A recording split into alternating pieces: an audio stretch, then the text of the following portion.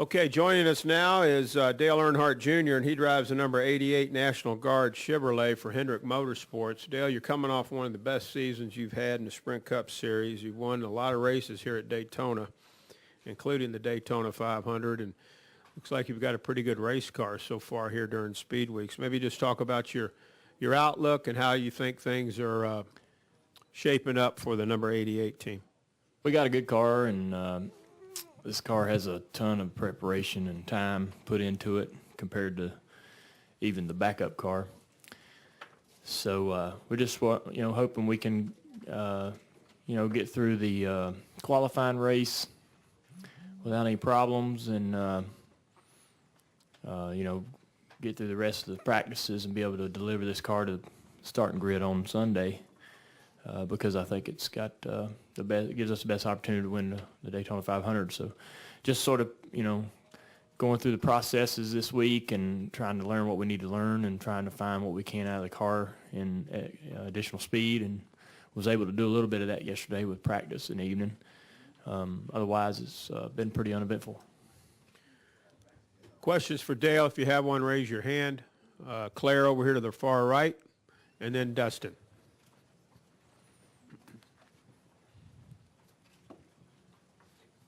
Claire B. Lang, Sirius XM NASCAR Radio. Dale, after what we saw yesterday in the practice sessions, what you said the other day seemed to make a lot of sense as people were talking about it. Was that the result of some aggressiveness or side drafting, or what did you feel out there on the track in the practice, and what are your thoughts? I wasn't out there in the accidents that we had. Obviously, I think Cole cut a tire off of something that came off another car. That created the first accident. The second accident was just a product of the side draft, and these cars get stuck beside each other a whole lot easier than anything we've ever drove down here, and ever since I've been driving down here. Whether it's the fenders being flared and the wheel wells not sealing up to the tires, or something going on. There's something going on with these cars. We had it last year. We noticed it last year when we first raced them at the plate tracks, where they sort of get stuck beside each other. And you got to be, you just kind of sit there beside someone until somebody pushes you by. And when everybody sort of gets jammed up behind a couple guys that are stuck beside each other, you have what we had in the second accident was just about 12 cars really packed up tightly behind a couple guys that were sitting there drafting side by side without any help, and a couple guys were trying to get out of the draft. I think Parker Klingerman said he was trying to get out of the draft, and a couple guys were trying to get in the draft with the 5 and a 27. So I mean, just it's a challenge in practice, and you got cars trying to pull out of the pack, and got cars blending into the pack, and it makes things a little bit challenging sometimes. We'll go to Dustin, Lewis, and then Alan Cabana. DustinLongMRN.com. Certainly for all your recent success, particularly in the Daytona 500 last few years, in one sense, do you still find it, I guess, stunning, mystifying, or make you, I guess, maybe angry that you haven't won a plate race? It's been so long. I mean, yeah. I think a lot of people would be surprised. And do you look back at certain races and kick yourself, or just that's the way it is? If I had to do that, I'd be spending a lot of time kicking. But, yeah, I don't have time to do that, to be honest with you. And I've run second in the last 3 out of 4 Daytona 500s. That's not, neither one of them were a win, but that's nothing to be ashamed of. And I still feel like that we run well enough at these tracks for me to continue to come into them with confidence and just in myself, regardless of the car. And I still feel like that I do run at the trigger plates rather well and understand how the draft works rather well, and still enjoy racing at them. I hope that that's always the case. It's a different challenge every time you come back, and that it makes it enjoyable. The packages may change, and maybe the package doesn't change But the dynamic weather and the track surface changes, so the way that you draft is always different no matter what. Go to Lewis, Allen, and then we'll go to Mike Embry. Louis Frank Reuters. With the return of pack racing and the incidents in the Unlimited and yesterday in practice, is that a predictor of a wild and woolly 500 on Sunday? I hope not. I think that, the qualifying races have me a little nervous because they're at night, and just the, running at night is going to be unique and new for everybody for the qualifying races. And you just hope everybody realizes, that we got the Daytona 500 still to run on Sunday, and that this ain't for all the marbles yet. So as much fun as it is to run and win a qualifying race and sort of set the tone for your team, you definitely want to go out and try to win those races. Again, you don't want to be pulling out a backup for the 500 if you don't have to. You'd definitely rather start your primary car, because the preparation and time and development into the primary car is vastly superior to the backup, and that gives you the best opportunity to win on Sunday. But I think the 500 miles, just saying that, changes everybody's demeanor and changes everybody's approach to that race. This race, those wrecks in practice definitely surprised me. I think it surprised a lot of people. And I hope it's just a product of cars trying to get out of the draft and cars blending in, and guys sort of got put in a bad position that they couldn't get out of. I think definitely this package and the way it drafts is bringing things a lot closer together and making things, guys are racing double file more often. And but that's good. We need that. We definitely didn't race enough in the Daytona 500 last year. You couldn't race. You just go to the back. You couldn't risk pulling out because you just didn't know if you'd going to the rear was a likely result. So we won't really have that this year. Have to worry about that because the bottom seems to be able to put together runs, and so that's going to make for a better race. But hopefully, we've been able to race side by side here forever. I think we can do it Sunday without any trouble and put on a great show. Let's go to Allen, Mike Embry, and then Stan. Alan Cavana, NASCAR.com. It seems like you have a good ability to adapt at these plate tracks when they do make rule changes. Would you agree with that, and does that give you an advantage on Sunday when there are some new rules and a new style, if you will, out there on the track? I definitely try to keep an open mind and try to understand how the packages have and the changes, whether it be a little bit of spoiler or open up the plate or closing the plate up, how that does change the draft and how it changes the way you get runs and the way the car is going to react to runs. And so you sort of predetermine and pre-estimate what's going to happen out there as you're driving around the track. I feel like I do that well, and I feel like that's been able to be a part of my success at these places. And, just trying to finish off the job has been a little bit difficult in the last several years, but we've still had some good runs and be able to maintain our good track position throughout the races. And when we've got, good cars, we've been able to put them toward the front. So, I think you just have to have an open mind. What you learn when you first start racing at these tracks is important, but that's how it works is always changing, and you got to be ready for that. You can't expect it to react the exact same time every time you come back here. And how the cars side draft, for lack of a better word, they're a little more frustrating to side draft with now, because you can use you used to use a side draft as an offensive move, where you would get up on a guy's quarter panel and stall him out, and it would give you a boost, and you'd pull away like jumping a boat wake and get out away from him so he could not do the same thing to you, and you would make a pass. That was an offensive way. That was how we used to use that with success. But now there's an extreme stall when you side draft a guy, and it really kills his car.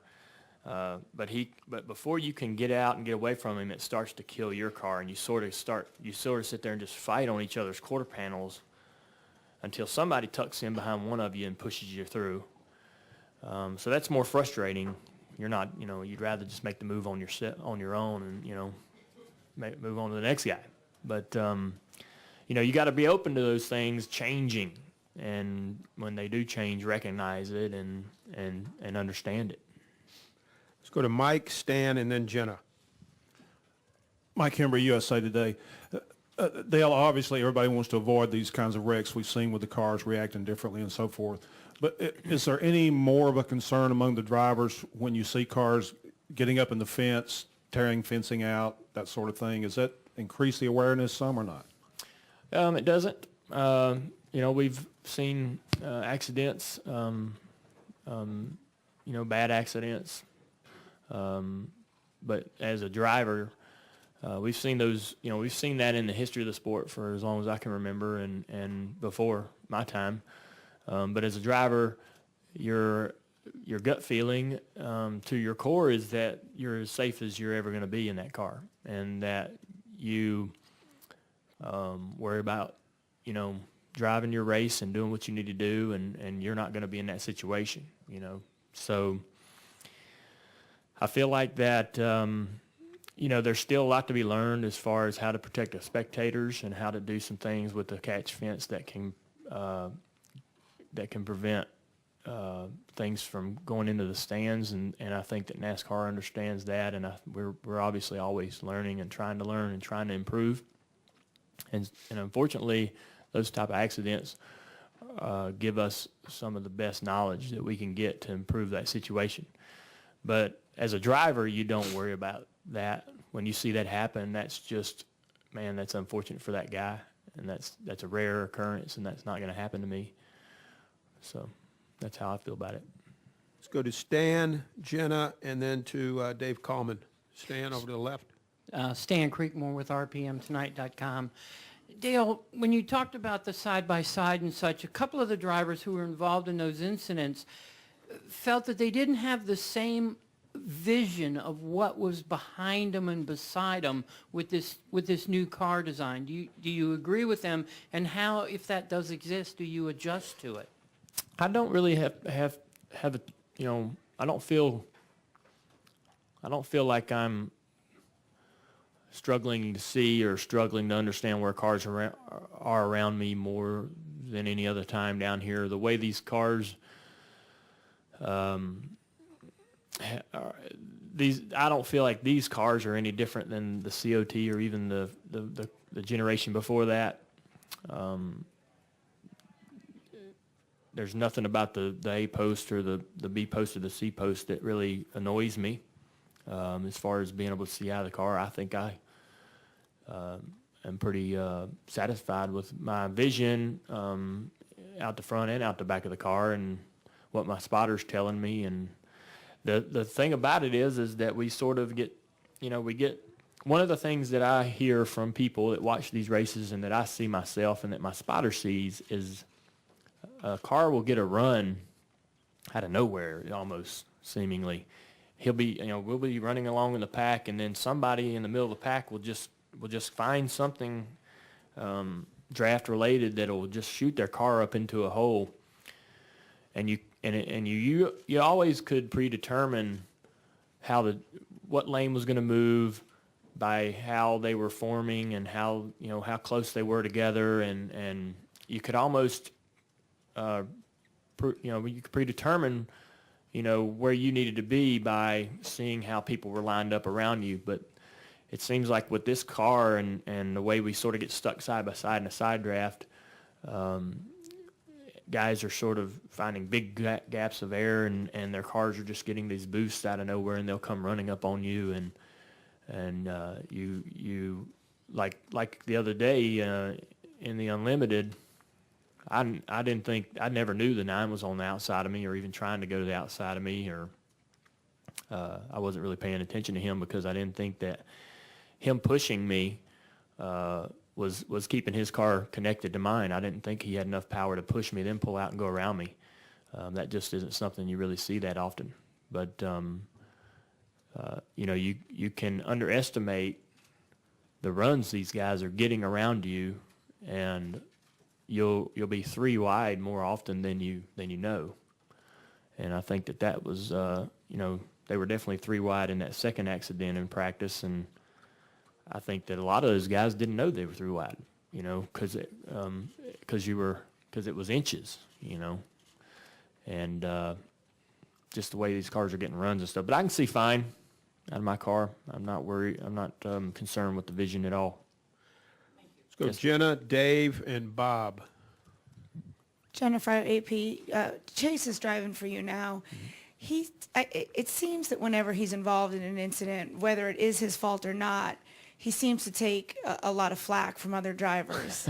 And it seems to be a recurring theme. I'm wondering why you think that is, and if you ever had to deal with any of that in your early career. Well, I think that, you know, Chase is going to, you know, be under a different, he's going to be under a microscope a little bit because of his last name and because that expectation set upon him and because of his alignment with Mr. H and maybe even with his alignment with us. You know, he's going to have a lot of expectations. But he has, you know, take for example the ARCA race where he had something to do with that accident. You know, everything around the guy that spun out, everything around him had some influence on him having, you know, losing control of his car. Casey had no intention of spinning the guy out. I don't think that he even thinks he done it. And maybe you could argue that he didn't spin the guy out, but just the way air works, and that guy got tight and put a lot of wheel in his car, and Chase was right up on him. If he didn't hit him, he was an inch off of him. That's all it took. And, you know, I think that I've done the same thing. I came down here, I can't remember, I think it was the second Daytona 5, or the second 300 I came to. And or maybe it was the July race. I can't remember, but we were out there practicing, and I was running down the front straightaway, drafting with Jeff Burton and a couple other people, Dick Trickle. And Michael Waltrip had pulled out on the track, and he was running. He just blended up on the track, and I was running. I had a run on somebody and pulled out to make a pass, and I was basically going 3 wide in the middle. Michael was about 50 mile an hour slower than we were. And just going by Michael that fast blew my car up into the guy beside me, and we all wrecked. I wrecked about 10 cars, and in practice. And so Jeff Burton and Dick Trickle were both in my garage within 10 minutes trying to chew my butt. And that was those things are going to happen, you know, to every driver that comes into this sport. And more importantly, I think it happens more often with guys like myself or Chase. Number one, because they're angry, but number two, because they expect more out of you. They expect you to know better than to do that because you're Bill Elliott's son or because you're Dale Earnhardt's son and you've been around this forever and you ought to know better. And they want you to know better. You know, as much as they were there to chew my butt, they were there to help me not to make that mistake again. And if I'm going to get it and going to make it, I'm going to have to learn not to make that mistake again. So, I mean, that's just going to be part of the process for Chase and part of the growing pains, but he's such a quick study, and he handles those situations really well. He doesn't, when he said, hey, I might have done it, I don't know if I've done it, he's sitting in the car driving there under caution with a pretty level head about the situation, which I felt pretty good about. He doesn't get excited. He doesn't badmouth. Well, it's, you know, he doesn't point fingers. Is that guy's fault or wasn't my fault? Or, you know, he just, you know, he's got a real level head and open mind about things, and I like that about him. I think that's going to benefit him as he's going through these growing pains and trying to process everything happening to him. We've got to get him into the car for nationwide practice. We'll take 2 more questions. Dave and then Bob. Dave Coleman, Milwaukee Journal-Sentinel. Dale, in the decade or so that it's been since you actually won a plate race, with several close calls in between, has your appreciation changed for maybe what looked like a while ago was going to be pretty easy? I don't know if I understand what you mean. You have a greater appreciation for the wins, the plate wins. Yeah. That were coming like that. I mean, well, those are different cars, and those were really good. Those cars were pretty amazing that I was driving back then. I would be honest, those cars should have won. You know, those were pretty fast cars. And I can't take as much credit as I'd like for how good those cars were back then, and how we had ourselves separated, I think, from the competition under the current rule package and the strict guidelines with the rear shocks and springs, and really there's no area that the teams are able to work in to set themselves apart from anybody. So everybody's pretty much got the same car these days, and it's a lot harder to win these races, and rightfully so. So I definitely appreciate the challenge that we have today. But if it were the same playing field, I suppose I would be asking myself a lot of questions. But it's changed so much since then, and at least that's my story. Final question? Bob Pockers, Bob final Pockers, question. Sporting News. Kind of following up on that. I mean, you've been second in 3 of the last 4 Daytona 500s. Is there anything you can take from those, or because the cars keep changing, do you do more learning just this week as far as what to do at the end of the race? Well, I think you're always trying to learn, and every time I go out on the track, I want to be around a pack of cars that I can learn from. Every time we practice for the rest of this week, I want to go out there and try to learn. Maybe my car, maybe we've changed something that makes my car do something it couldn't do, or maybe it does something better or worse that I need to pinpoint. So I'm eager every time we get an opportunity to go on the track to do that. And as far as just trying to win one of these races or not run second again, I think we need to be up front. I mean, we're not far enough to the front. When we run second, we've came from third or fourth or fifth or sixth on those last few laps, and you're not going to win the race from back there. No, you're going to run. You might run second, but you're not going to win. And we need to be leading the race. I'd much rather be leading this race tonight and the Daytona 500 inside of 5 laps to go than be anywhere else. Dale, thank you so much, and good luck the rest of this week.